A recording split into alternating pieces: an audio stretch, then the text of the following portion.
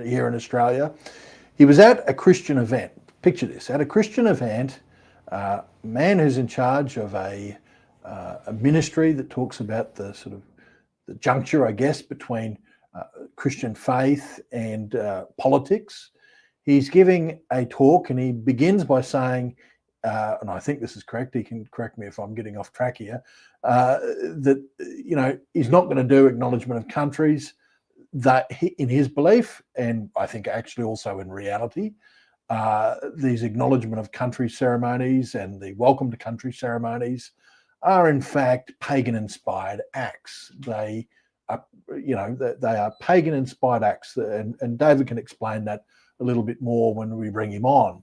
But his belief was, and again I think rightly so, that these are anti-Christian, anti-biblical ceremonies that we performed, and he was just not going to tolerate that at this Christian event. Now, for that, someone raised a complaint, took it to the Queensland Anti-Discrimination Commission. There are a lot of meetings, as I understand it, back and forth, you know, attempts at mediation, you know, deferral of due dates for the complainant, but eventually it all fizzled away. But that was after a lot of headache, heartache, toll, and possibly unwanted media attention. Some of it probably wanted to just show how faith and free speech were under attack in this country. Nonetheless, David walked out of that, you know, not having to apologise, not having to offer compensation. It would have been interesting to see what happened and where the law was if that did drag on for a while. So, David, welcome to the live stream. Good to see you here. And mate, tell us if I've got any part of that story wrong, for starters. Thank you very much for having me, George.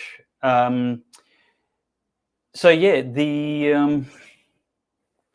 I guess the essence of the story that people most usually get wrong is that you know, some kind of complaint that I essentially what they think is that the complaint was that I didn't do a welcome to country, and the fact is that what I did do was a welcome to God, and read scripture that says the earth is the Lord's and everything in it, and the complaint, or where somebody chose to take offence, was when I was asked at the end of the night why I did that and why I wasn't worried about hurting people's feelings. And my answer was a full explanation of the doctrine that Aboriginal religion is incompatible with Christianity. So actually, it wasn't even you just saying it, you're not doing it, and here's why. It was actually you responding to a question that was actually put to you, which makes it even, in my mind, less of an issue. I mean, if you're asked, hey, yeah, you're going to get an answer. If you don't like the answer, don't ask the question. That's right. You know, but I mean, I actually feel sorry for the gentleman who complained. I think he's been, like so many others, not uniquely, been trained to have very thin skin. He's very easily bruised, very easily hurt. And we've got a society of snowflakes, people who melt down when they come across an unapproved opinion. Yeah. When the people who can't distinguish between their identity and their ideas. And if somebody criticizes Christianity, I mean, this is the reality is go to town. Christians are well and truly used to being criticized, mocked, ridiculed. People make fun of nuns and all kinds of horrendous slurs about priests. And certainly Jesus is mocked incessantly. If we had thin skin, there'd be no end of complaints. Or if it was illegal to criticize and hurt Christians or Christian feeling, then the courts would be absolutely jammed and overflowing. But you know, it is an abusive system and judicial processes, and it's very anti-democratic altogether. All right, we just got a bit of a technical issue here. One of the listeners has just said that my sound is distorted, so we might have a microphone issue there. Can someone just tell me whether that's distorted or not, or whether it's all good now? Any feedback there? Give us the comments. Well, if my sound's all right, we can just have me talk. You all can night. talk for the whole show. That's good. Okay, I think we're good. But anyway, look, let's go on. What I really wanted to talk to you though, Dave. I mean, that went away, that entire thing, because the person just didn't proceed with it. Well, it's more complicated than that. The system was really well abused. I mean, the system is there basically grooming people to complain who have no legitimate complaint. The human rights commissions in each state and federally don't actually provide any kind of test or qualification for if a complaint should be accepted, other than has a complaint been made and do we handle that type of complaint. And so everything is accepted, and the person that is the subject of the complaint is forced, and who knows what the penalties are, but essentially they're forced to go into mandatory conciliation. You have to take time off work, you have to get legal advice, there's all kinds of potential jeopardies that go on here. So for you and me, when we get in trouble like this, we're essentially well across the topic and the issues and the rights, and there's lots of friends in media and law, but the average person, this would be truly traumatizing and upsetting for, alarming, and even when we get under attack like this, it's not something our wives enjoy. No. So the process is abusive and is open to be abused. So let me cut in there and just ask you a question that's actually been put forward by Catherine. She says, why isn't there judicial discretion to eradicate such abuse of the system? Now, before you answer that was exactly what the CitizenGO petition that we ran when your case was actually live. And there was the threat that you could have actually been forced to recant or forced to apologise or forced to pay some recompense for what you said. We were asking the minister to exercise discretion, and we were also asking them to actually start weeding out these, what we thought were vexatious claims. My question is, along with Catherine's, that why isn't there judicial discretion about this? Is that I see it as a vexatious claim. You see it as a vexatious claim. I wonder whether the system sees it as a vexatious claim, or if these are the kind of claims that could potentially be upheld. Well, both is true. It really could be. I mean, vexatious complaints are upheld. We know a good friend, Bernie Gaynor, is consistently assailed and abused by a vexatious complainant, a serial, litigious, vexatious complainant, cross-jurisdictional. There's nowhere safe, and he does it only to be an activist and make points. Out of dozens of complaints, none have ever been successful. They've been successfully defended over and over and over again, and so they're always being accepted. If there was any appetite to unclog the kangaroo courts and the judicial system and not let the law be weaponized against people, there's so many easy ones to dismiss. It truly is a perversion of justice that they get accepted and progressed, and money has to be spent on lawyers. Significant amounts of money has to be spent that would be unaffordable for most people without fundraising. It was unaffordable for me. I mean, we got rid of it quickly and it was still unaffordable, and we managed to raise a lot more money than we needed for the defense of other people. And I have to make sure we give due acknowledgement to John Steenhoff and the Human Rights Law Alliance. The people at HRLA are a real shield against the weaponization of law to help defend innocent people. Yeah. So Catherine actually writes another interesting post here. She had of a comedian, and I think it's Isaac Butterfield. I'm not 100% sure, but I think it is. It was taken to the Queensland Human Rights Commission for a show in New South Wales, in which the complainant wasn't even in the show. That's how ridiculous the system is. So I actually don't think it's a...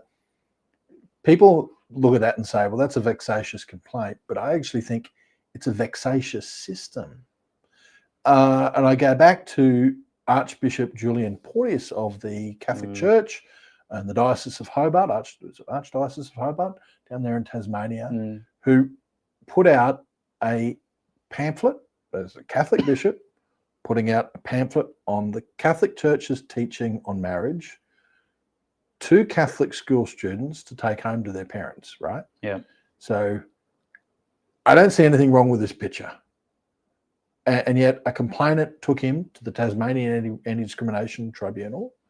They withdrew it because it got a lot of heat in the press. It just sounded so ridiculous that you're going to take a Catholic prelate, to a jumped up kangaroo court for actually espousing Catholic teaching. Yeah. But actually the commissioner of the tribunal said something to the effect of that she wished the complainant had continued on the case because she think that there was a case to actually answer for. That, to me, just shows you that the whole system of this anti-discrimination stuff is vexatious. And I actually think, David, it is getting worse and worse as time goes on, because hate laws are now being put in place that move the goalposts in a certain direction. We've got now the prospect of a national anti-hate database. We've got the prospect of the recent report from the special envoy to combat Islamophobia that the Albanese government appointed, releasing a report with a bunch of recommendations that are going to clamp down further on speech and actually put religion, or one religion, Islam, on the same basis as race is when it comes to speech. So you say something that attacks Islam, you're going to be in trouble. Yeah.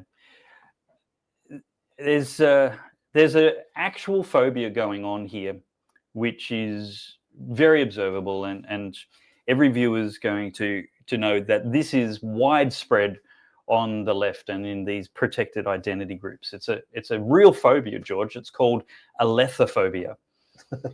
Now, aletheia is the Greek word for truth. When Scripture talks about the truth, Jesus is the way, the truth, the life, etc. The Greek word is aletheia, and it means a constant, fixed, objective truth that goes on. Alethophobia is a pathological fear and hatred of and fear of the truth, which is exactly what's going on here in society. You have people who are afraid of the truth. And so you have the whole discrimination or anti-discrimination industry, which is sanctifying feelings and profaning truth. So the truth doesn't matter. The pursuit of truth doesn't matter.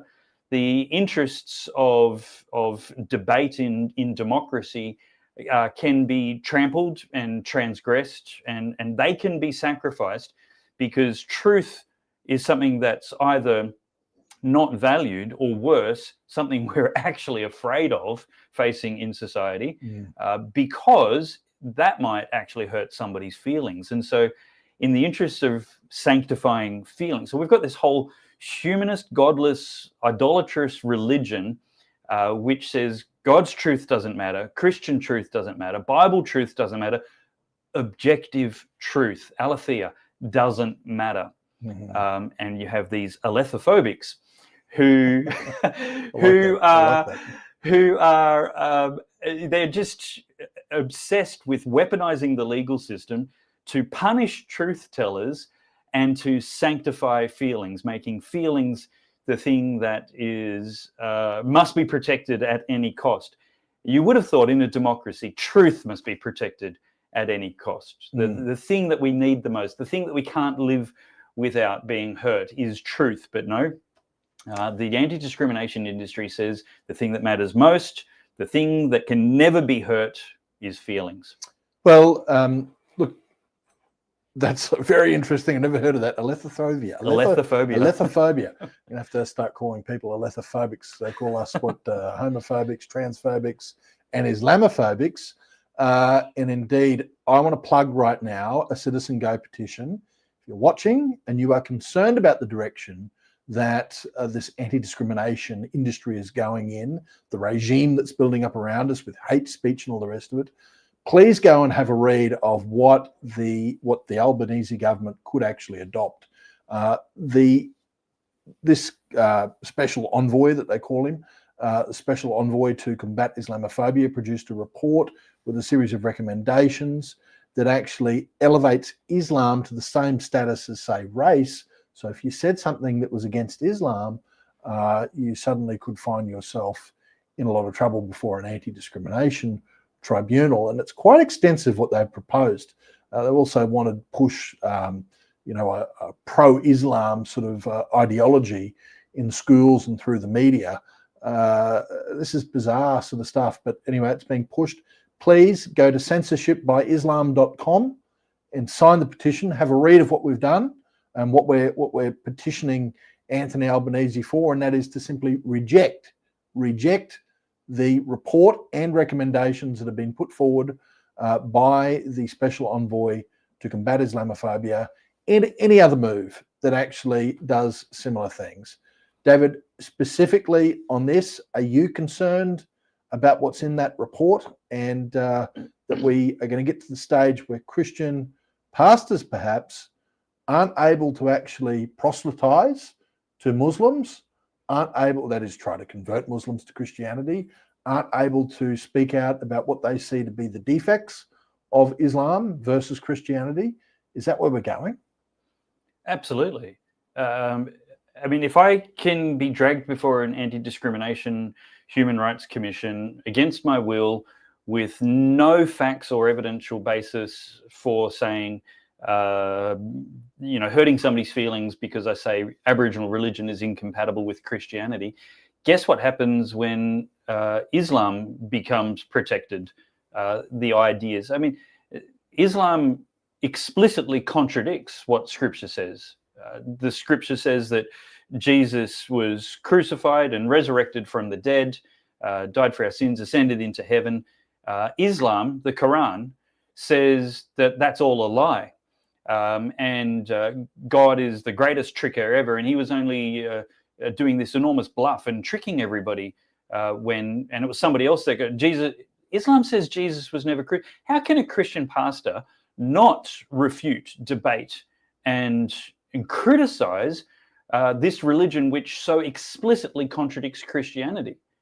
It's on the basis of it, it's obviously incompatible, but worse, it's historically ignorant.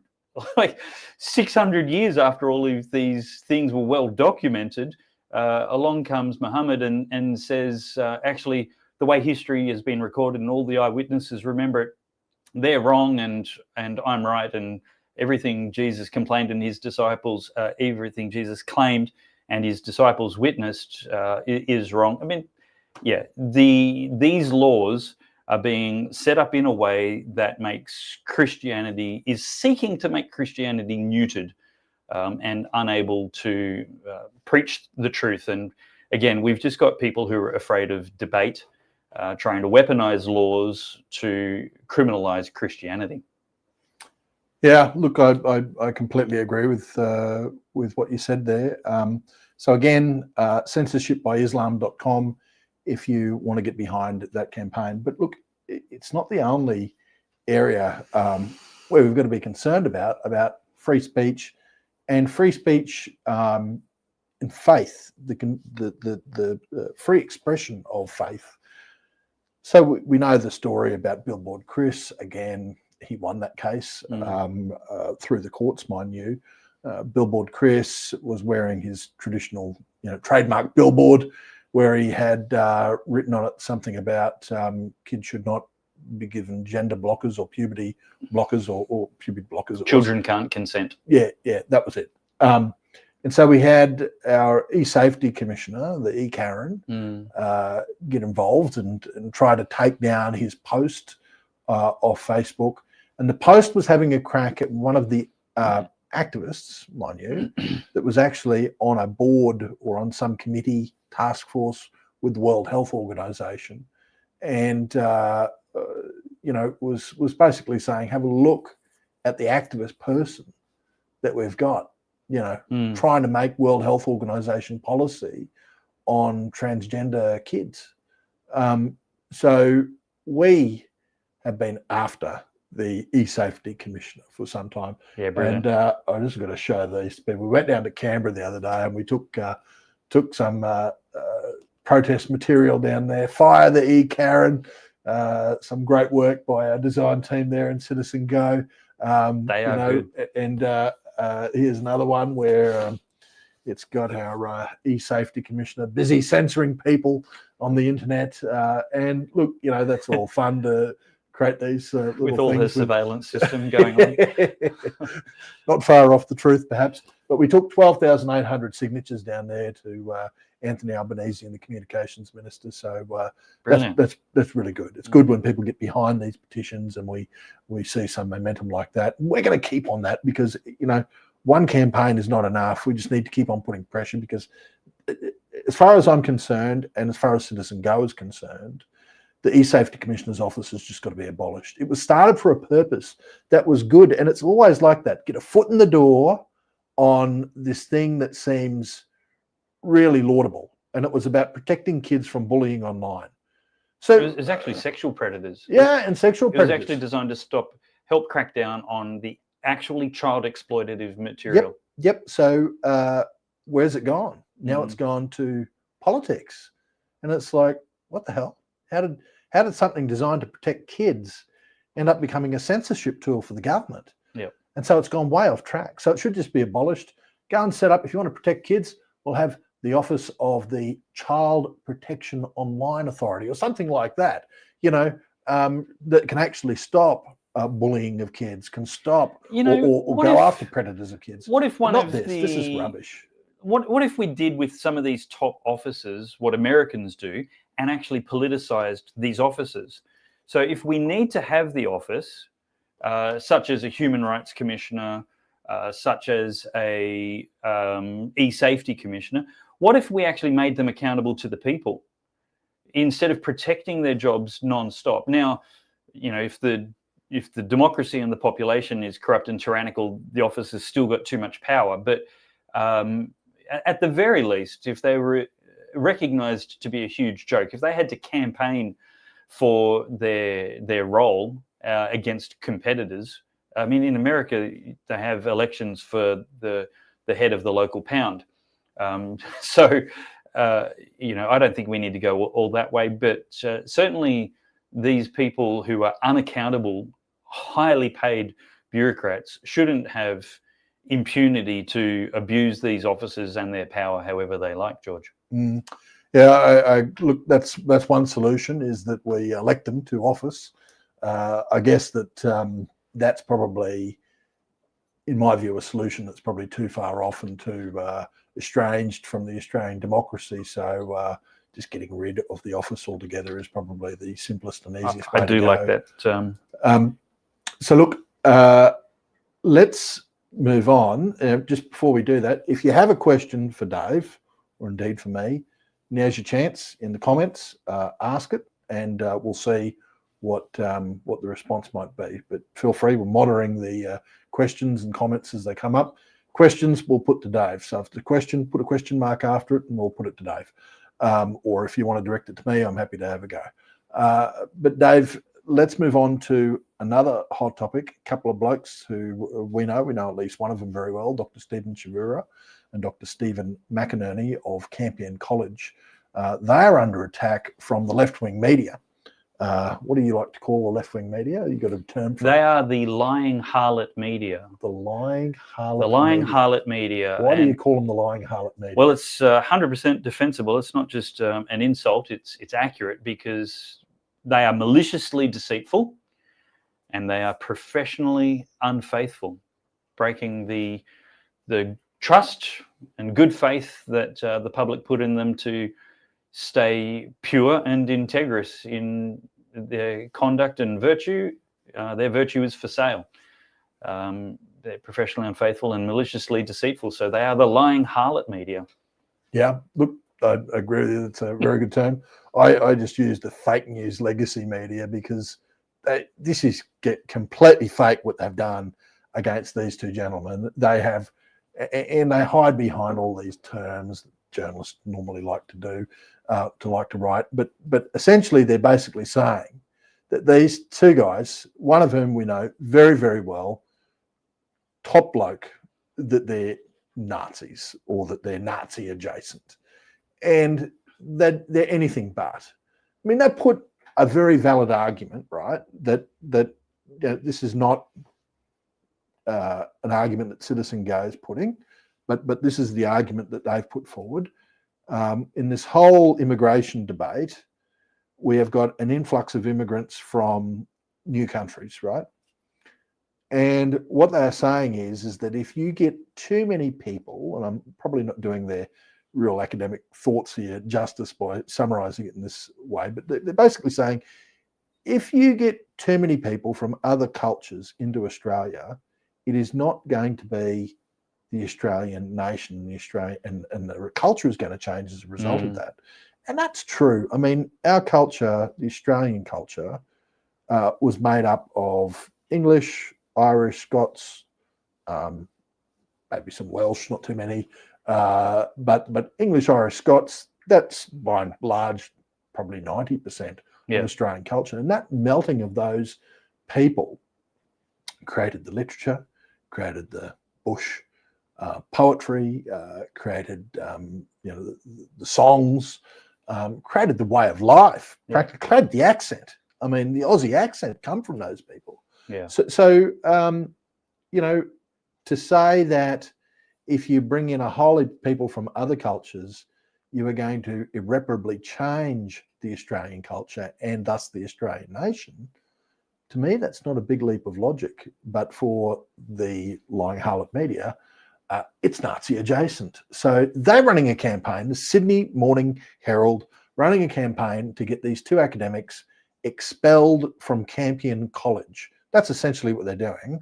They're pressuring Campion with their editorial, their activism, to get these academics kicked out. That's a slap in the face for free speech. That's a slap in the face for academic freedom. Yeah. I know it doesn't have a great deal of intersection with faith, but I want your views. Well, tell me how you think it does. Yeah. Look, well, for a start, this is a Christian university. And so for anybody looking for a place to send their kids for a tertiary education, a post-high school, undergraduate degree, please send them to Campion College. If the lying harlot media hates a university, that's a university that's safe to send your kids to. So Campion College, look, I've been a big fan of their work for a long time.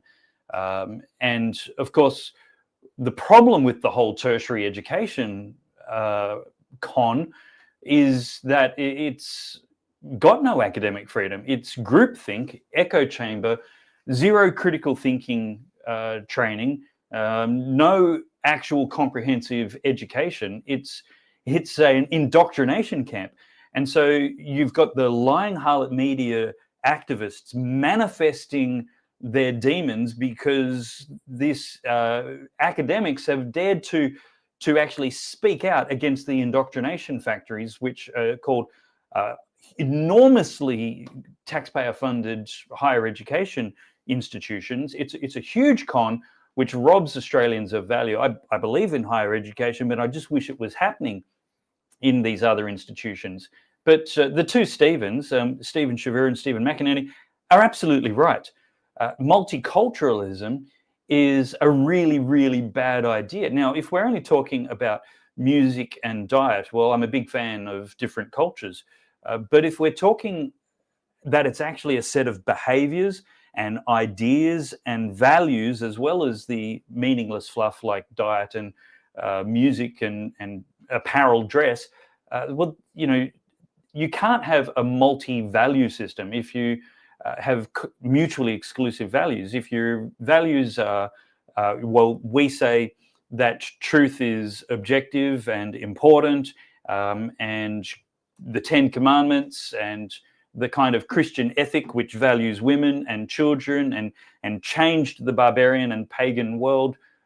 You had the Roman, the kind of cruelty and human rights abuses that went on everywhere before Christianity became ascendant in cultural dominance. It was good to end those practices. Christianity as a basis for society is fantastic. It's solid. And multiculturalism says, well, maybe other cultures, like, well, let's use the ancient world, the ancient Roman world, where the father had the right of life and death over everyone in his household.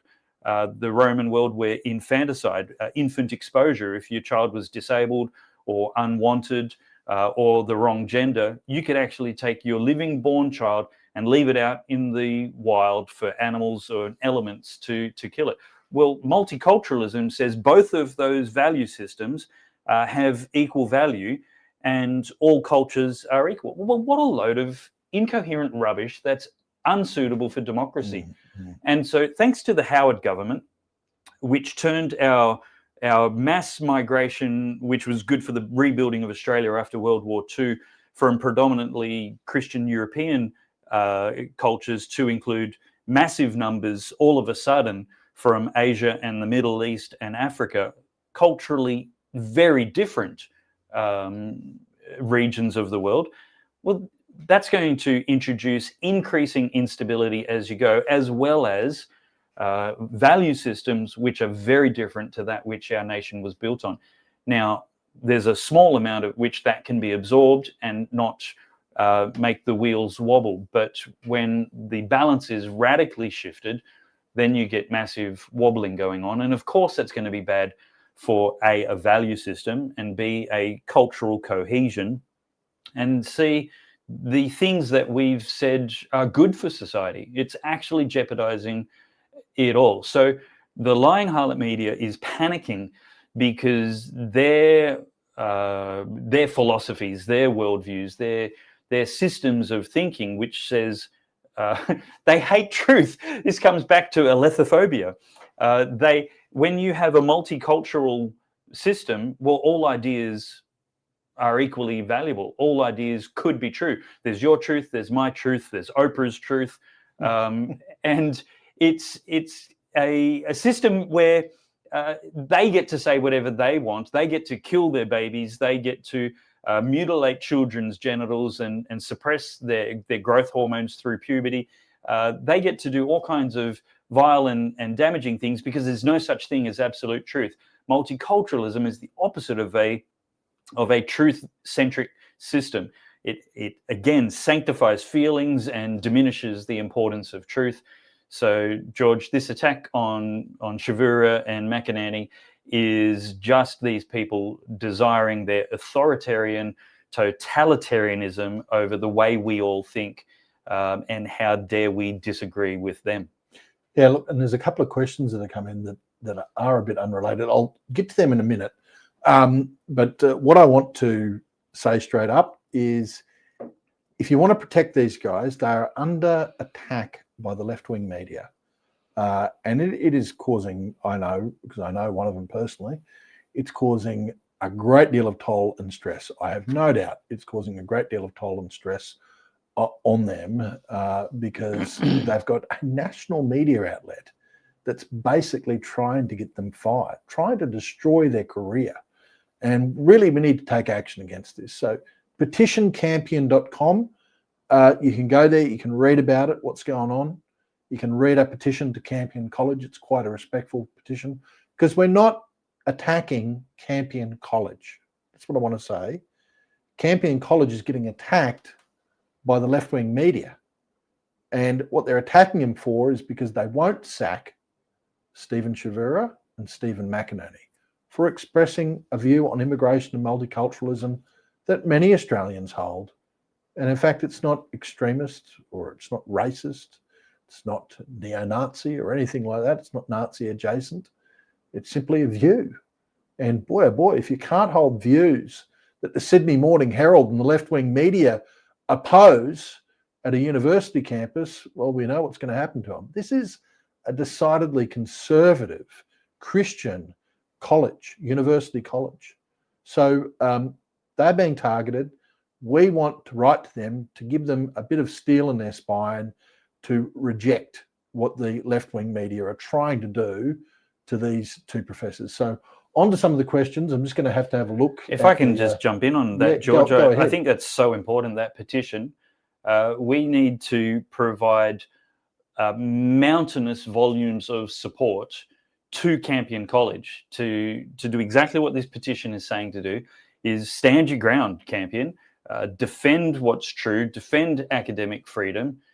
These guys are upholding your values, not opposing. I don't believe academic freedom is a blank check to violate truth, but these guys are doing the opposite. They're pursuing truth, promoting the freedom to have an important discussion about maintaining the values that Campion promotes better than any other university, perhaps in all of Australia.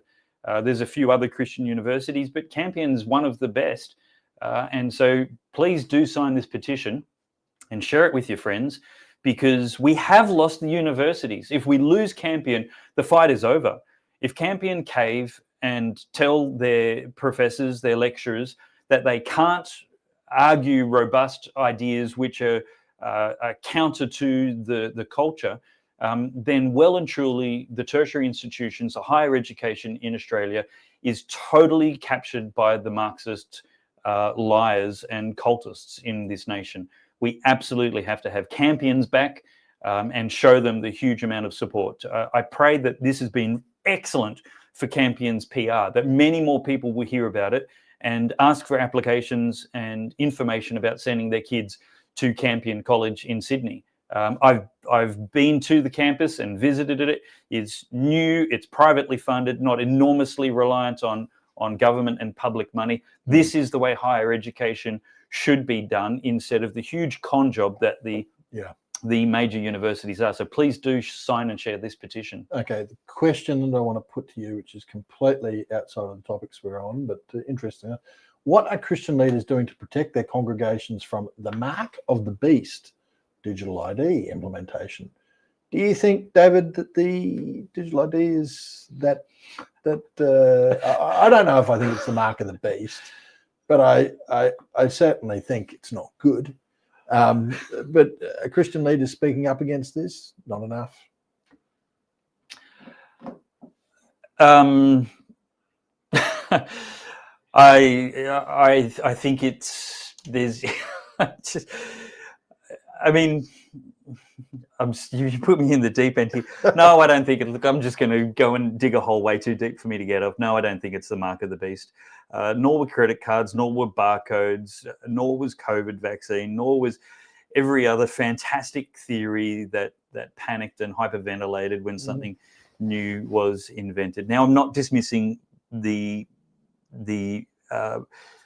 toxicity of digital ID. I'm just saying, just stay sober. Just don't. This drunk language is just too much. Mark of the beast. Look, it might be a rehearsal for the mark of the beast. Well, can I jump in there and just say? No, you've got to let me dig myself out of the hole. No. I'll dig the hole a bit bigger for you. So, like my personal view, again, not CitizenGO's view, but like it's interesting. I watched this Tucker Carlson interview with a guy the other day who's a really in-depth occult researcher, and he's got a lot of ties into Hollywood. He come out of Hollywood in the television industry. He's got a lot of ties into big tech and Silicon Valley, and it's interesting that with blockchain and also the intersection between that and, say, central bank digital currencies and that there are a lot of serious people, so he was saying, in Silicon Valley that go, yeah, if you read that, what the mark of the beast is in the Bible, it completely correlates to what's being developed. Look, we're getting into very, very rabbit hole kind of theological stuff here. I love the rabbit holes. They are fun.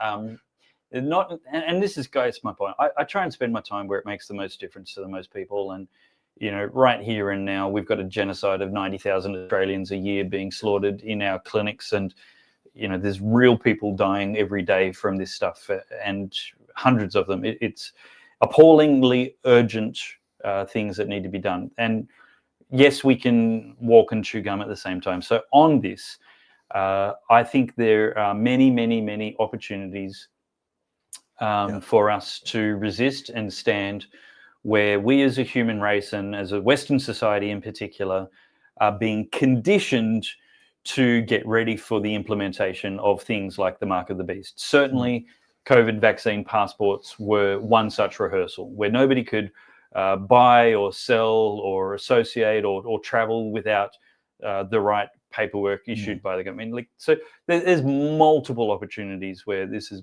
So this should be resisted, and it should be a major concern.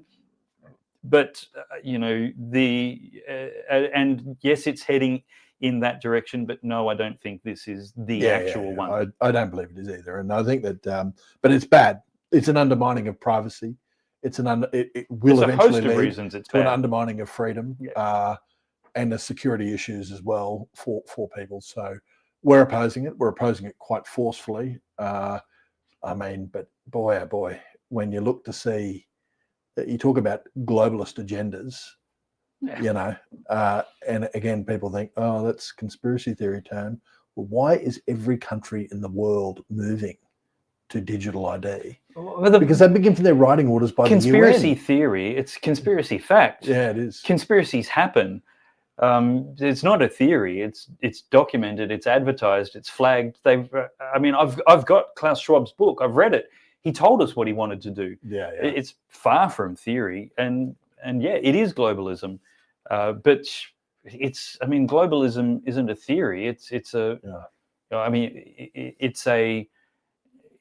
philosophy. It's people like this thing. Like nationalism's not a theory. It's a philosophy. We organize ourselves as nations, and they hate nations, want them erased, want everybody controlled centrally.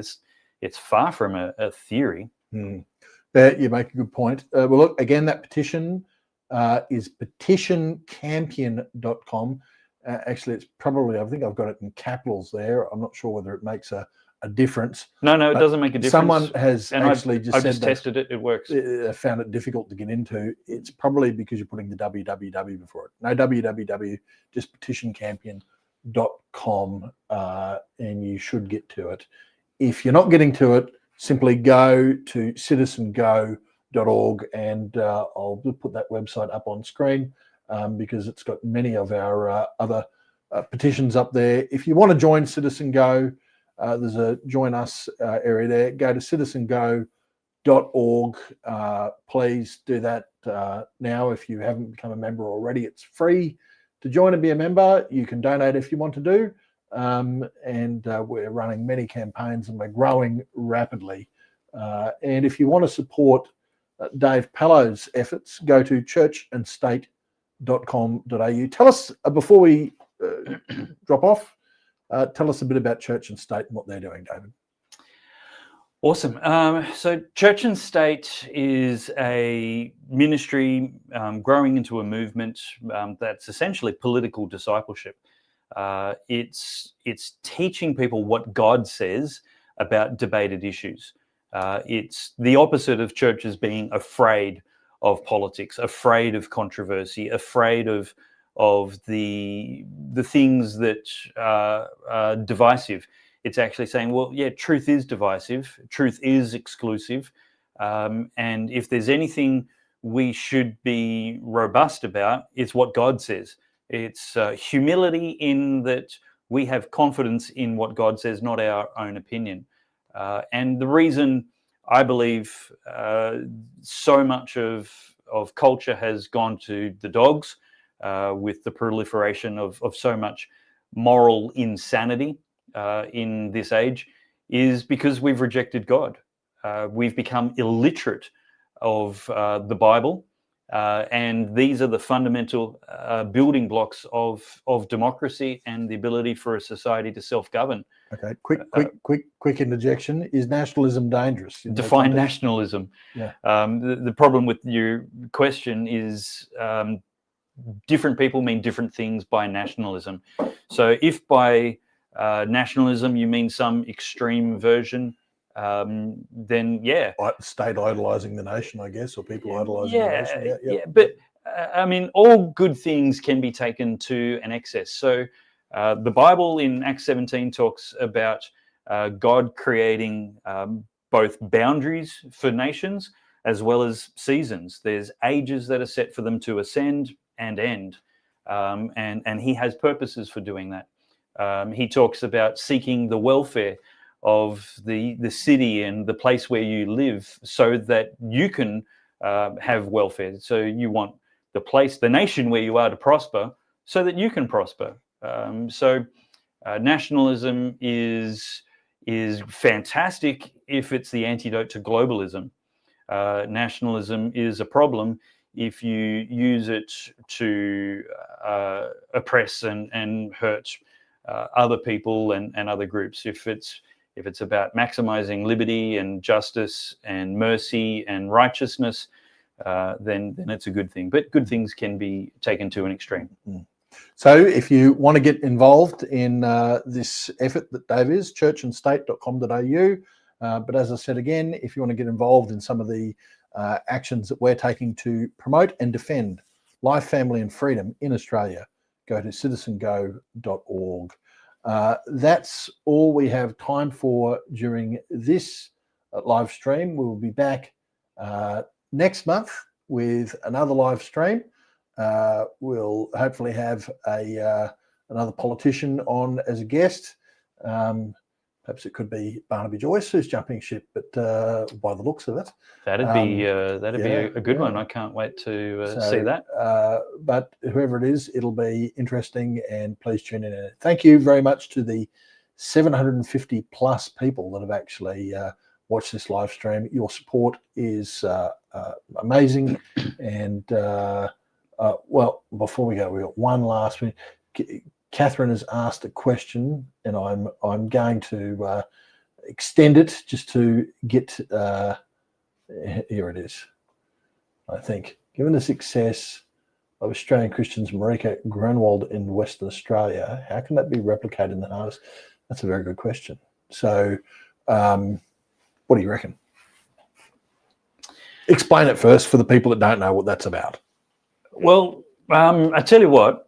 The Australian AC stands for Australian Christians. Marika Grunwald's a good friend. I respect her and love working with her. She supports, and the whole party has supported Church and State conferences in Perth for a number of years now. One of the successes they've had is that Marika has not been a seasonal candidate. She's not just run at every election, but she's been employed by her party as a person in the office full-time, non-stop between all of the elections. Mm-hmm. So she's been working at this non-stop for many, many years, but personally as well as the rest of the party. And so her constant presence, constant relationship with the community, constant connection with the issues as well as the politicians and other activists around Parliament. She really deserved to get a jersey in the current West Australian Parliament. So how do you think that can be replicated elsewhere? Well, it was probably not possible with the previous voting system, but Western Australia has just gone to a statewide quota. So for Marika or any Australian Christian minor party candidate to get enough of a percentage in any one smaller electorate for the upper house in Western Australia was probably too high a bar previously. But this election is the first one where Labor has changed the laws so that you only needed a portion of the entire state. And so it was a lot easier for all of those voters to... How can that be replicated? Well, it can't be in Queensland because we don't have that system. Yeah, correct. It probably can be in some other states where they have upper houses, but they're not proportionality. They're also done. It's opaque. They're done by divisions too, but it's sort of. If I can be a bit opinionated here, I think it can be replicated by voters not being so fickle as to follow the new shiny thing. There's a new party starting up all the time. Every 5 minutes, there's a new party. Somebody who says all the other parties are terrible, and the only solution is me starting a whole new party. And a bunch of people go with them. Like these people shouldn't be rewarded, but the people who should be rewarded are the stayers, the people who've been doing it, election in, election out, for 3 years, 5 years, 6 years, 10 years. The parties, Family First is one of them. The One Nation is one of them. Australian Christians is one of them. And they've been contesting these elections for a long time. I really, really think one of the major problems we have is voters. Forget the candidates. Everybody should be able to start a party, but it's the voters who follow the new shiny thing nonstop, instead of labouring to make what we have better. Yeah. Yeah, look, a good point and good note to end on. So thank you very much for that final question of the night. And again, if you want to be part of our efforts, CitizenGO.org, and you'll get the email about when our next live stream event will be on if you stay on our books. Thanks very much. And thank you to the almost 770 people that have joined us for the live stream. It is now 770 as we end it. So thank you, good night, and God bless.